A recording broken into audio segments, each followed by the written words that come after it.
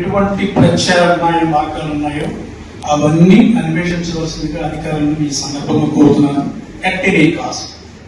ఎందుకంటే గత అనుభవాలు చూసుకున్నప్పుడు ఏలేరులో డెడ్ స్టోరేజ్ ఉన్నప్పుడు కూడా నీరు అందించిన డెడ్ స్టోరేజ్ కారణంగా విశాఖపట్నం స్టీల్ ప్లాంట్ కానీ తాగునీటి అవసరాలకు కానీ నీరు సరఫరా గ్రావిటేషన్ పద్ధతిలో జరగదు అనే భావం ఉన్నప్పుడు లిఫ్ట్ ద్వారా చేయొచ్చు అని పెద్దలు జ్యోతులు నెహ్రూ గారు చెప్పారు.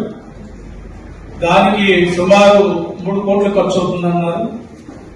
ఆ ఖర్చు ప్రభుత్వం భరించే విధంగా గౌరవ ఉప ముఖ్యమంత్రి వర్యులు శ్రీ పవన్ కళ్యాణ్ గారి ద్వారా అది నెరవేరుస్తామని ఈ సందర్భంగా మనవి చేస్తూ, ఆల్రెడీ రైతులు ఇప్పుడు నాట్లకి నీరు ఇవ్వకపోవడం చాలా అన్యాయంగా అనిపిస్తుంది. ఒక సామెతగా చెప్పాలంటే విస్తరేసి లాగేసినట్టే ఉంటుంది. అటువంటి పని మనం చేయకూడదు, చేయడానికి అవకాశం కూడా ఇవ్వకూడదు. ఎనీ కాస్ట్ ఈ ఖరీఫ్ సీజన్లో ప్రతి ఎకరాకు నీరు అందించే విధంగా ప్రత్యాయ మార్గాలను కరెక్ట్గా అధికారులు అధ్యయనం చేసి దాన్ని ఇంప్లిమెంట్ చేయాల్సిందిగా ఈ సందర్భంగా కోరుతున్నాను.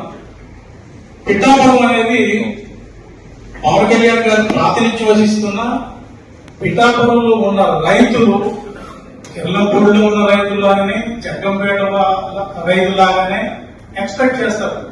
పక్క ప్రాంతంలో నీరుతో సమృద్ధిగా వాళ్ళ పంట పొలాలు కళకళలాడుతున్నప్పుడు ఇక్కడ నీరు లేక ఆ బాధ వర్ణనాతీతం. అటువంటి పరిస్థితి రాకూడదు. అందరూ ఆనందంగా ఉండే విధంగా చూడవలసిన బాధ్యత రాజకీయ నాయకుల పైన, ప్రజాప్రతినిధుల పైన, అధికారుల పైన ఉంది. అందువల్ల పిఠాపురం 22,000 ఆయకట్టుకు నీరిచ్చి రైతుల కాలంలో సంతోషాన్ని చూడాలని ఈ సందర్భంగా అధికారులకు విజ్ఞప్తి చేస్తున్నాను. Thank you.